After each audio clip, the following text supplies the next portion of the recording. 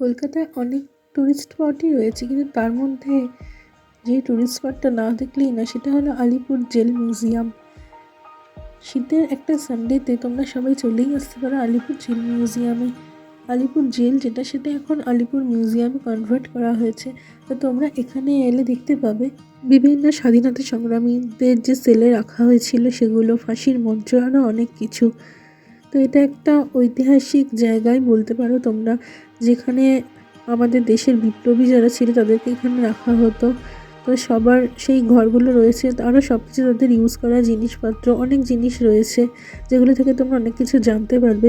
তো চলো আজকে তোমাদের ঘুরে দেখাই আলিপুর জেল মিউজিয়াম। প্রথমে এন্ট্রি করে নিচ্ছি এই গেট দিয়ে, আর এখানে পার পার্সন 30 রুপিস করে টিকিট লাগছে। এখানে টিকিট ঘর এটা, এখান থেকে টিকিট নিয়ে এখান থেকে সোজা চলে যেতে হবে ওই সামনে গেটটার কাছে, ওখানে টিকিট চেকিং হলে ভেতরে যেতে পারবে।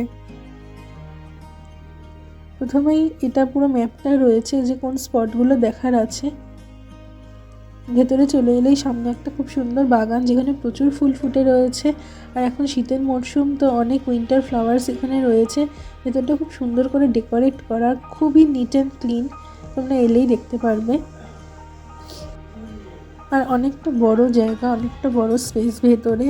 তো হেঁটে হেঁটে দেখতে অনেকটা সময় লাগবে, তো তোমরা চেষ্টা করবে একটু আগে আসার।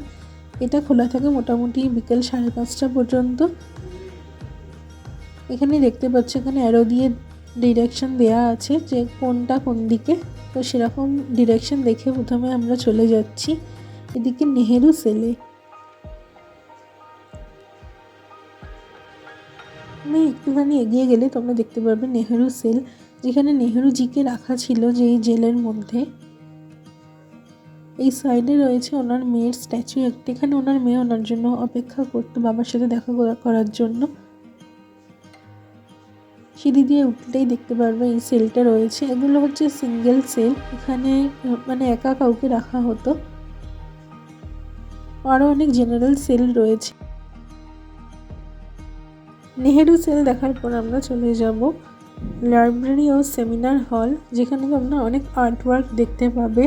তো বিভিন্ন ধরনের এখানে আর্টওয়ার্ক রয়েছে, ছবিগুলো সত্যি দেখার মতন। আর হাতের আঁকাগুলো এত সুন্দর এখানে।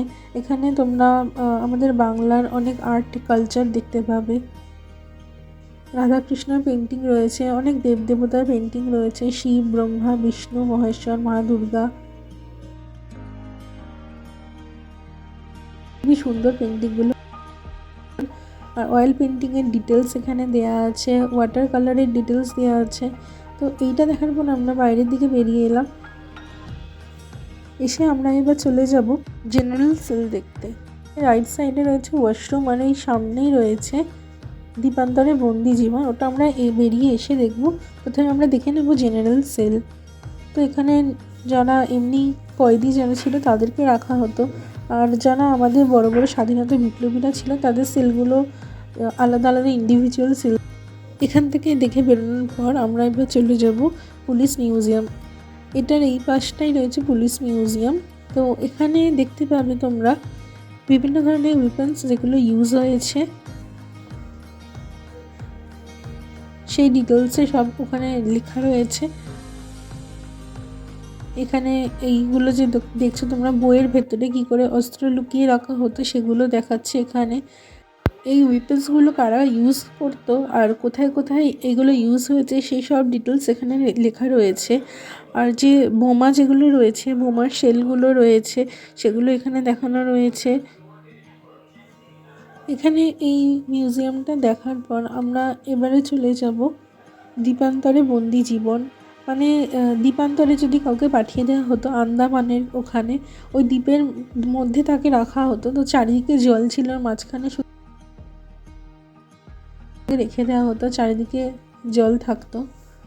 তো সেই দ্বীপান্তরের বন্দি জীবনটা কেমন ছিল সেটাই এখানে দেখানো হয়েছে। সেলুলার জেল তোমরা শুনেছো অনেকেই, সেটার জীবনটা কেমন ছিল।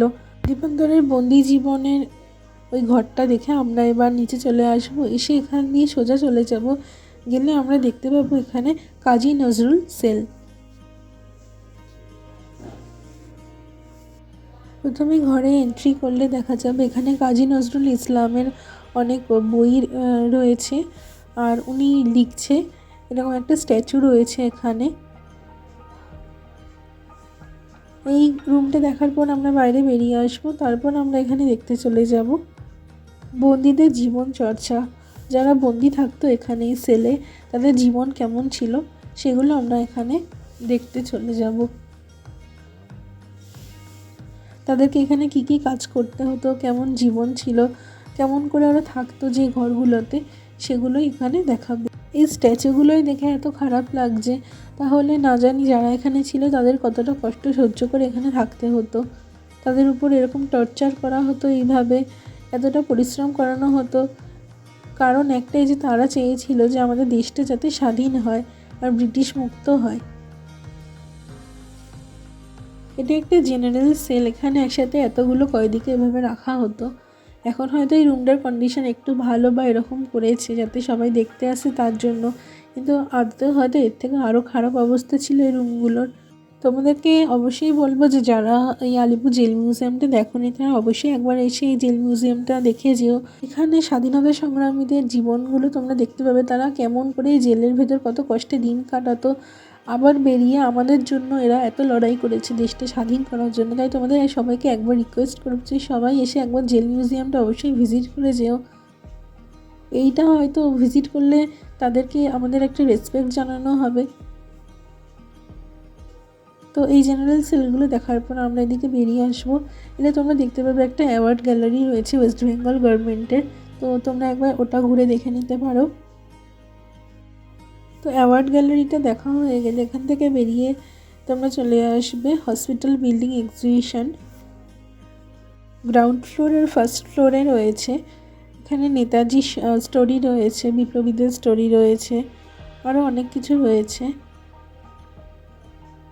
তো তোমরা এই লেখাগুলো অবশ্যই পড়বে যখন এগুলো ভিজিট করবে, এমনি দেখে চলে আসবে না, লেখাগুলো পড়লে তোমরা অনেক কিছু জানতে পারবে।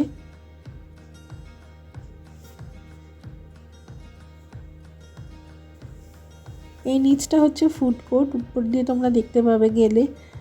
এখানে মহিলা বিপ্লবীর যারা ছিল তাদের একটা, এখানে বিপ্লবী যে জীবন তাদের ছিল তাদের সব ডিটেলস এখানে শেয়ার করা রয়েছে। এখানে প্রচুর মহিলা বিপ্লবীদের ছবি রয়েছে, তাদের সম্পর্কে সব কিছু রয়েছে, তারা কোন কোন যুদ্ধের সাথে আন্দোলনের সাথে যুক্ত ছিল, কবে জন্মেছিল, সব সব ডিটেলস রয়েছে এখানে। তো তোমরা এগুলো অবশ্যই একবার পড়বে জিনিসগুলো। এটা দেখে বেরোনোর পর ভারতের মুক্তি সংগ্রামে আমাদের বাংলার কি কন্ট্রিবিউশন ছিল, তো সেই রুমটা এখানে আমরা চলে এসেছি।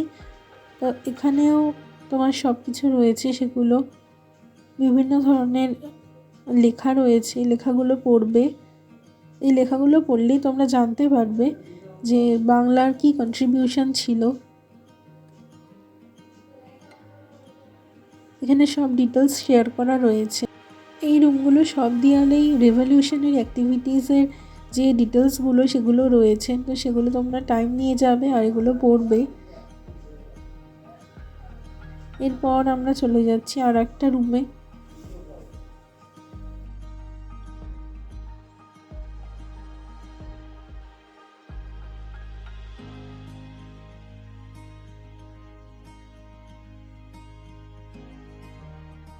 এই রুমটাতে সেলুলার জেল আর আলিপুর জেলের সব ডিটেলস এখানে দেওয়া আছে। সেলুলার জেল যেখানে বিপ্লবীদের নিয়ে গিয়ে রেখে দেওয়া হতো, আর চারিদিকে জল ছিল, যেটা আন্দামানে। তো সেখানে তাদেরকে বন্দি করে রাখা হতো, তারা জানতে পারতো না পাশের সেলে কে আছে, আর তারা দিন দেখতে পেত না, রাত দেখতে পেত না, তাদের জীবনটা ওখানেই ওরকমভাবে কেটে যেত। এই রুমে একটা ম্যাপ রয়েছে, এটা স্বাধীনতার দিকে যে নেতাজির যাত্রাপথ ছিল এই ম্যাপটা সেটাই রয়েছে, দেখানো হয়েছে এখানে।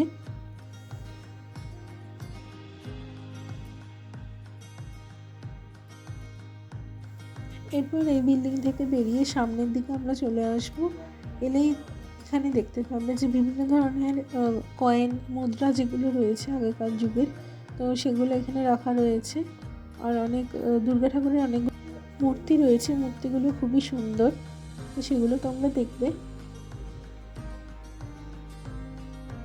আর এই দুর্গা ঠাকুরের মূর্তিগুলো দেখার পরেই আমরা বেরিয়ে আসবো এখান থেকে। এলে আমরা এখান দিয়ে চলে যাব নেতাজি সেল, চিত্তরঞ্জন দাস সেল, বিধানচন্দ্র রয় সেল, এই সেলগুলো দেখতে।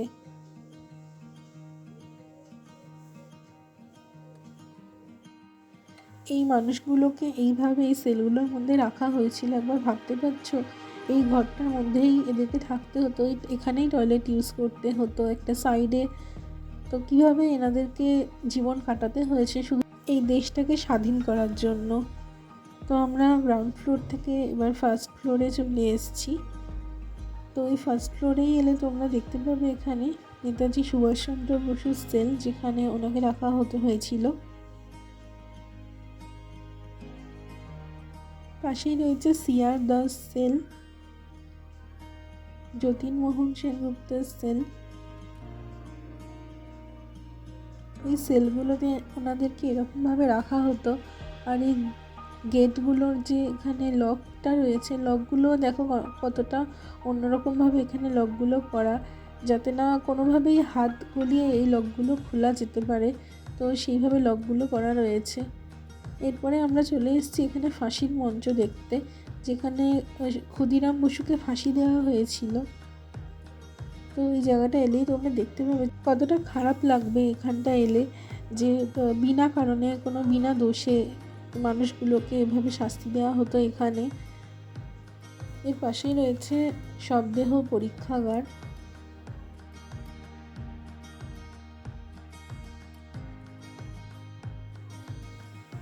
এই রুমটার পাশেই এদিকে রয়েছে নির্জন কক্ষ, এখানে অনেকগুলো সেল রয়েছে। তো এখন এখানে একটু লাইট দিয়েছে বলে আমরা দেখতে পাচ্ছি আর সেই মানুষগুলো কিভাবে এর ভেতরে দিন কাটিয়ে গেছে।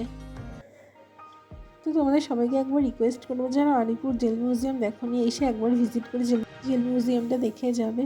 তো এরপর আমরা চলে এসেছি এখানে তাঁতকল দেখতে। এখানে কয়েদিদের দিয়ে তাঁতকলে যে কাজ করানো হতো, তো সেটা দেখতে। তো এখানেই আমাদের আলিপুর জেল মিউজিয়াম দেখা কমপ্লিট হচ্ছে। তো তোমরা পারলে একবার অবশ্যই ভিজিট করো। টিকিট প্রাইস অনলি 30, আর এটা খোলে সকাল 11:30 থেকে বিকাল 5:30 পর্যন্ত। এখানে এই চার্টটা আমি তোমাদের সাথে শেয়ার করলাম, এখানে সব ডিটেলস দেওয়া আছে, তোমরা দেখে নেবে। তো আজকের ভিডিওটা এত পর্যন্তই। মিউজিয়ামটা দেখছো বাইরে থেকে কত সুন্দর করে সাজিয়েছি, সন্ধে হয়ে এসছে। তো ভিডিওটা ভালো লাগলে লাইক করে দিও, আর পারলে অবশ্যই একবার ভিজিট করো, সঙ্গে থেকো, সাবস্ক্রাইব করে চ্যানেলের পাশে থেকো।